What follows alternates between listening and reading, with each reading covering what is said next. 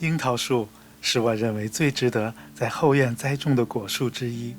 家里的小院几乎没有可以种树的地方，但我还是在角落里种下了一棵。虽然这棵小樱桃树的树冠几乎一个人都可以环抱，但每年还是给我带来了非常丰厚的回报。在结果期，每天都可以吃到最新鲜的樱桃。近来有网友询问一些关于樱桃树的管理问题，今天就和大家分享一下自己在护理樱桃树上的一些简单经验，以供大家参考。樱桃树的维护可以在春秋两季进行，如果秋天没有管理，春天的维护就显得很重要了。第一项就是要剪枝拉枝。首先要剪去老枝、病残枝、横向生长的枝条。为了控制树冠的大小，还要把顶部以及四周徒长的枝条剪掉。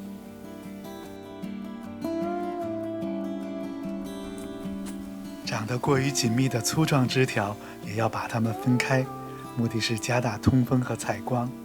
树干生长的角度也可以用牵拉的手法加以控制。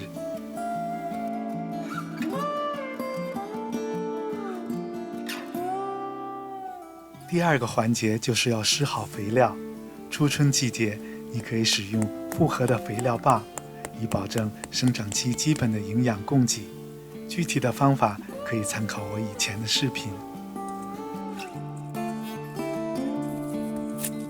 同时，我们还可以在春天深施一些有机的堆肥，埋在樱桃树的滴水线附近。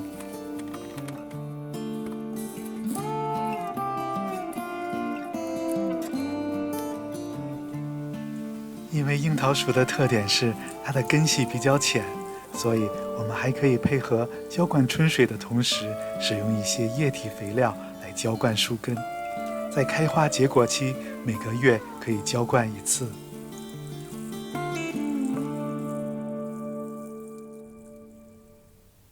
第三个最重要也最让人头痛的问题，就是如何治理和预防果树的虫害。而我认为，预防虫害的发生又是最关键的。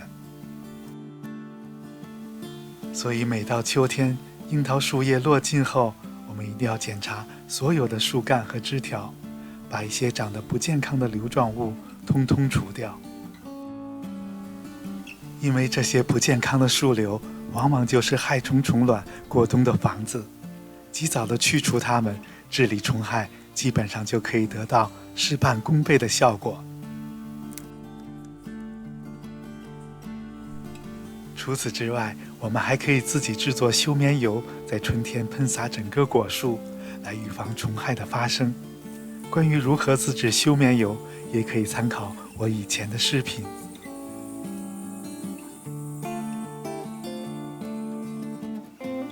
如果预防工作没有做好或者失效，虫害还是发生了，应该怎么办呢？就拿果树最容易产生的蚜虫危害来说，就一定要使用杀虫剂了。如果你不想购买化学药剂，就可以自制我以前介绍过的绿色环保的肥皂水杀虫剂，以及草木灰浸出液等。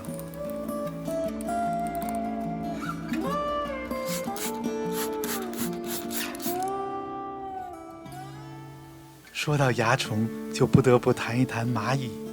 有蚜虫的地方就一定有蚂蚁，它们两个是共生的关系。这是因为蚜虫吸取了果树的营养，分泌出蜜露来供蚂蚁舔食，蚂蚁就负担起保护蚜虫的责任，赶走蚜虫的天敌。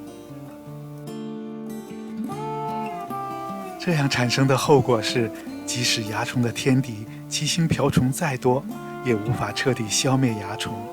所以治理蚜虫的同时，也一定要防范蚂蚁，让它们不能够共生。为了防止蚂蚁爬上树，人们会用很多方法，比如常用的树干刷石灰乳或者杀虫乳油等。可惜没有这些东西，我自己就用一种土办法来防止蚂蚁上树。我会用杀蚂蚁药液，再加上几滴具有强烈气味的滴露，把棉布条浸透药液，捆绑在树干上。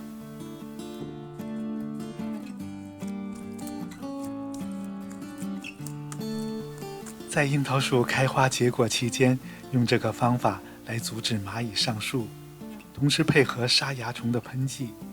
不然，仅仅使用蚜虫喷剂等药效过后，蚜虫还会滋生出来。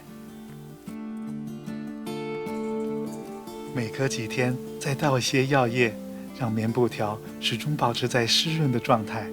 虽然是土办法，但终究比大面积的喷洒化学药剂要环保健康。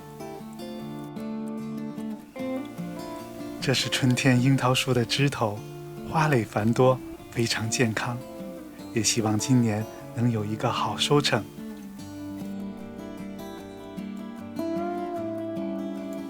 感谢您的收看与订阅，我们下期再见。